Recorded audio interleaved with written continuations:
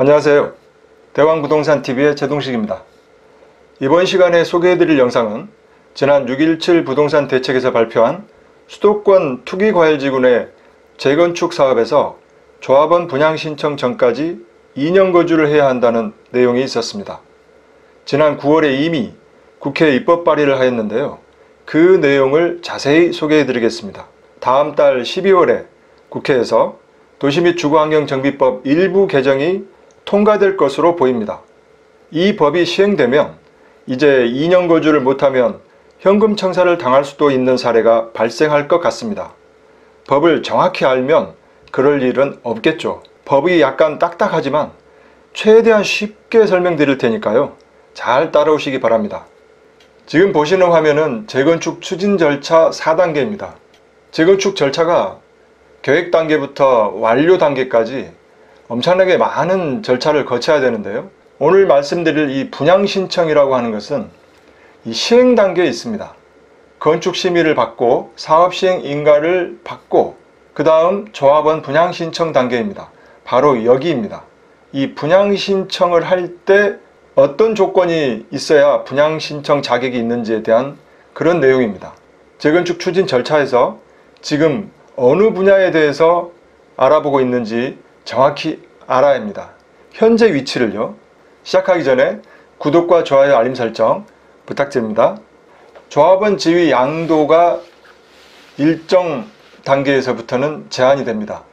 이 투기과열지구로 지정된 지역에서 재건축 사업은 조합 설립 인가 이후부터 그리고 재개발 사업은 관리처분 계획 인가 이후부터 양도가 제한되는데요. 이 재개발 사업은 2018년 1월 25일 이후 최초 사업시행 인가 신청하는 단지부터 이 법이 적용됩니다. 관리처분 인가 후부터 조합원 지위 양도가 제한되는 거죠. 그래서 이 해당 정비사업의 건축물 또는 토지를 양수한 자, 그러니까 매수한 자죠. 한마디로 매매나 증여, 그 밖의 권리 변동을 수반하는 일체 행위를 말하는데요. 상속이나 이혼으로 인한 양도와 양수는 제외한다라고 되어 있습니다. 투기과열지구로 지정된 지역에서 재건축 사업은 조합 설립 인가 이후부터, 재개발 사업은 관리처분 계획 인가 이후부터 조합원 지위 양도가 제한된다 라고 하는 것은 알고 계실 겁니다. 개포주공 5단지, 개포주공 6단지와 7단지가 추진위원회를 지난 2019년 2월 12일 날 승인받았습니다.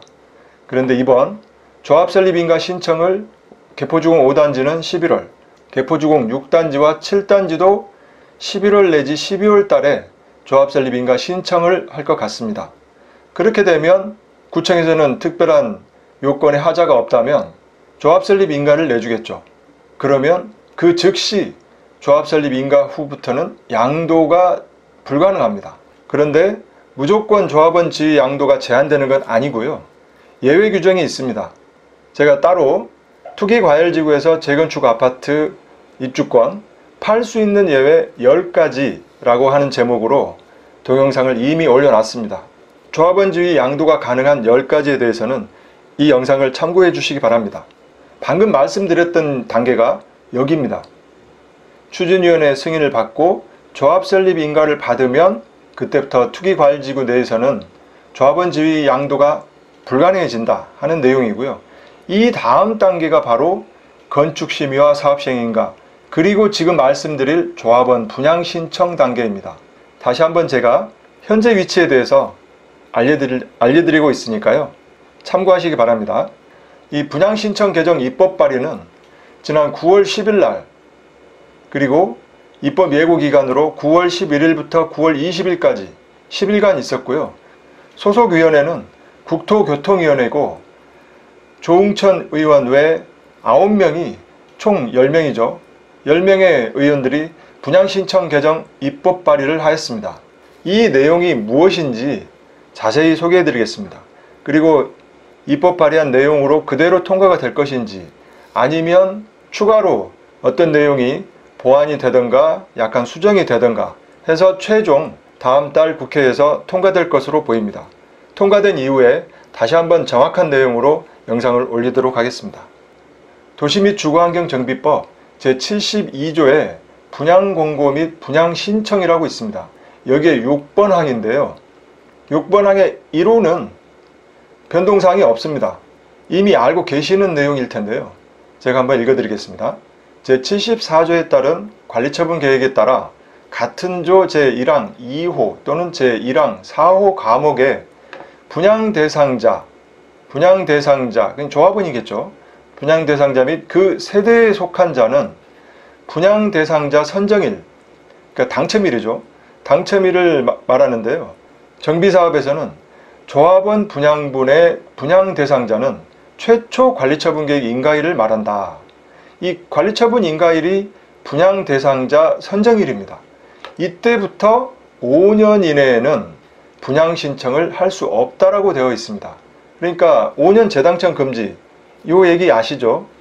다만 상속이나 결혼 이혼으로 조합원 자격을 취득한 경우에는 분양신청을 할 수 있다라고 되어 있습니다. 이 내용 또한 자세히 따로 영상을 올려놨습니다. 그걸 참고해 주시기 바라고요. 지금부터 설명드릴 내용이 오늘의 핵심입니다. 이 개정한 내용이죠. 과밀 억제권역의 투기과열지구에서 시행하는 재건축 사업의 경우입니다.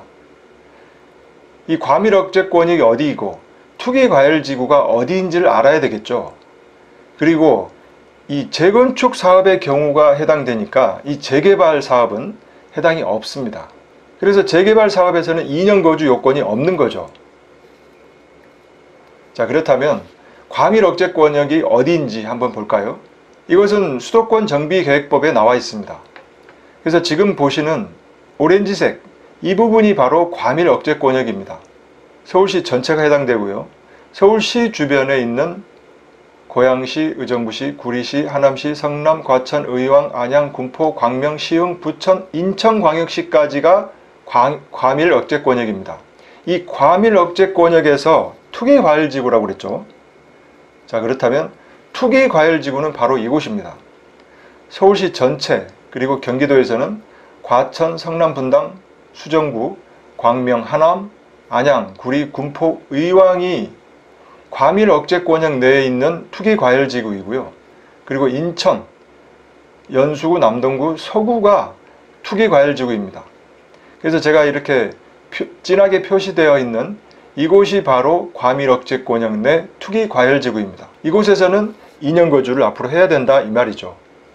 그렇다면 투기과열지구 내에서도 하얗게 표시되어 있는 이곳, 수원부터 화성, 동탄, 그리고 지방의 대구나 세종시, 대전, 이 지역에서 하고 있는 재건축 사업에서는 2년 거주 요건이 필요가 없습니다. 2년 거주 요건이 없는 이곳으로 풍선 효과가 약간 나타날 수도 있겠습니다. 자, 다시 개정안으로 돌아오면요. 과밀 억제권역의 투기과열지구에서 시행하는 재건축 사업의 경우에는 제1항에 따른 분양공고일 현재 소유하고 있는 주택에서 2년 이상 거주를 해야 된다 이 말입니다. 이 거주의 요건은 바로 이 주민등록입니다. 주민등록표를 기준으로 하고 연속하여 거주하지 아니한 경우에는 거주기간을 합산한다라고 되어 있습니다.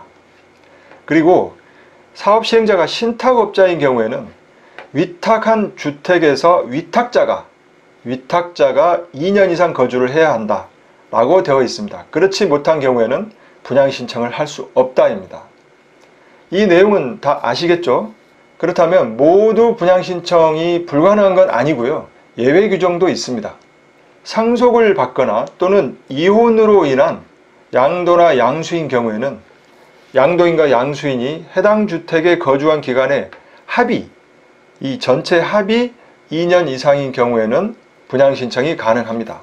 두 번째는 해당 주택에서 거주하다가 이 세대원의 본인만이 아니고 세대원입니다. 세대원의 근무상 또는 생업상, 그리고 질병치료, 그리고 취약을 위하여 세대원 혼자 가면 안 되고요. 세대원 모두 과밀 억제권역이 아닌 지역으로, 과밀 억제권역은 앞에서 설명드렸죠.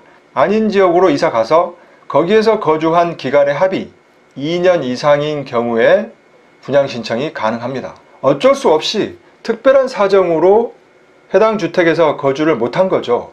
이럴 경우에는 분양 신청이 가능합니다.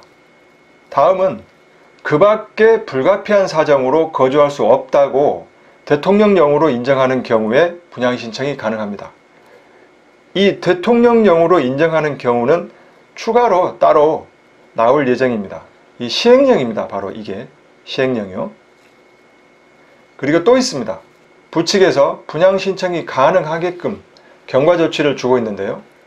이 법 시행 당시 민간 임대주택에 관한 특별법 제5조에 따른 임대사업자로서 같은 조에 따라 등록한 주택이 제75조에 따른 분양공고 당시 민간 임대주택에 관한 특별법 제43조에 따른 임대의무기간이 종료되지 아니한 경우를 말합니다. 임대의무기간이 종료되지 아니한 경우에는 거주를 하고 싶어도 못하는 거죠. 임차인이 있기 때문에요. 이럴 경우에는 분양 신청이 가능합니다. 그리고 마지막으로 임대 의무기간이 종료된 후 1개월 이내에 임대사업자가 해당 주택에 입주한 경우에 2년이 안 될 경우가 있겠죠. 이때도 분양 신청이 가능하도록 경과 조치를 주고 있습니다. 이 법의 시행은 국회에서 통과된 이후에 공포 후 3개월이 경과한 날부터 시행한다라고 되어 있습니다. 그러니까 12월 달에 국회에서 통과가 되면요. 국무회의 의결을 거쳐서 12월 말 정도 또는 1월 달에 공포를 한다고 하면 내년 3월 말이나 4월 달 정도부터는 이 법이 시행되겠습니다. 적용례는 법 시행 이후에 조합 설립 인가를 신청하는 경우부터 적용한다라고 되어 있습니다. 조합 설립 인가가 아니고 조합 설립 인가를 신청하는 경우부터입니다. 여기에서 많은 분들이 혼동을 하는데요. 조합 설립 인가가 아니고 신청하는 경우 잊지 마십시오. 자, 그렇다면 조합 설립 인가를 이미 신청한 단지에 주택을 사게 되면 2년 거주 요건이 필요 없는 거죠. 그래서 피치 못할 사정으로 2년 거주를 못하실 것 같으면 이미 조합 설립 인가를 신청한 단지에 주택을 사게 되면 분양 신청 자격에 전혀 영향이 없습니다. 자, 향후 시장 전망은 어떻게 될지 한번 살펴볼까요? 법 시행 전에 조합 설립 인가 신청하는 재건축 단지가 일시적으로 증가하고 있습니다. 재건축 사업을 하고 있는 아파트 단지 소유자들은 2년 거주 요건을 이미 채운 분도 있고 앞으로 채울 분도 있고 전혀 채우지 못하는 경우도 있겠습니다. 그래서 모두의 만족을 위해서 법 시행 전에 조합 설립 인가를 신청하는 거죠. 그래서 여기저기 재건축 단지에서 법 시행 전에 조합 설립 인가를 신청하려고 분주히 사업 속도를 내고 있는 모습이 보입니다. 다음은 조합 설립 인가를 신청한 재건축 단지의 아파트 가격은 강세를 유지할 것으로 보입니다. 이미 신청을 했고 그래서 이 법 시행에서 예외로 이미 빠진 거고요. 그리고 서두에 말씀드렸듯이 조합 설립 인가를 받으면 투기과열지구 내에서는 조합원 지위 양도를 할 수 없다라고 했죠. 그렇다면 시장의 매물은 더욱더 줄어들고 품귀 현상이 발생할 겁니다. 그렇다면 가격은 강세를 유지할 수밖에 없겠죠. 세 번째는 초기 재건축 단지의 사업이 장기화될 수 있겠습니다. 조합 설립 인가 신청을 못한 단지 입장에서는 2년 거주 요건이라고 하는 큰 허들이 하나 더 있기 때문에 초기 재건축 단지들은 사업이 장기화될 수 있겠고요. 거기에 따라서 신축 공급 또한 급감할 것 같습니다. 다음은 실거주 수요가 진입할 수 있겠죠. 2년 거주를 할 수 있는 사람들만 조합 설립 인가 신청 전 아파트 단지를 매수할 수 있는 거죠. 시장에는 2년 거주를 못 채웠던 사람들은 현재 세입자의 임대기간이 만료되면 그 집으로 들어가겠죠. 그렇다면 시장의 전월세 물량은 감소할 수밖에 없고요. 전월세가는 임대차 3법도 있지만 도정법 2년 거주 요건이 생기면 더욱더 물량이 감소되면서 전월세가는 강세를 유지할 수밖에 없겠습니다. 마지막으로 강남 신축의 똘똘한 한 채, 이 선호 현상은 계속될 것으로 보입니다. 각종 세금 규제, 그리고 재건축 초과이익 환수금, 그리고 재건축 2년 거주 요건까지 있으면서 강남의 신축 아파트 그리고 곧 신축 아파트들은 더욱더 이 똘똘한 한 채 선호 현상의 주인공이 될 것 같습니다. 지금까지 조합원 분양 신청 전까지 2년 거주를 해야 한다는 입법 발의 내용을 쭉 소개시켜 드렸는데요. 앞으로 어떻게 수정이 되고 보완이 돼서 최종 국회에 통과하는지 지켜봐야 할 것 같습니다. 그때 다시 한번 영상을 올려드리도록 하고요. 오늘은 여기까지 하도록 하겠습니다. 검색창에 개포 재건축 대왕이라고 치시면 블로그에서 단지별 매물 정보를 보실 수 있겠습니다. 많은 도움이 되셨다면 구독과 좋아요 버튼 꼭 눌러주시고요. 더 좋은 콘텐츠를 올리는데 큰 힘이 되겠습니다. 감사합니다.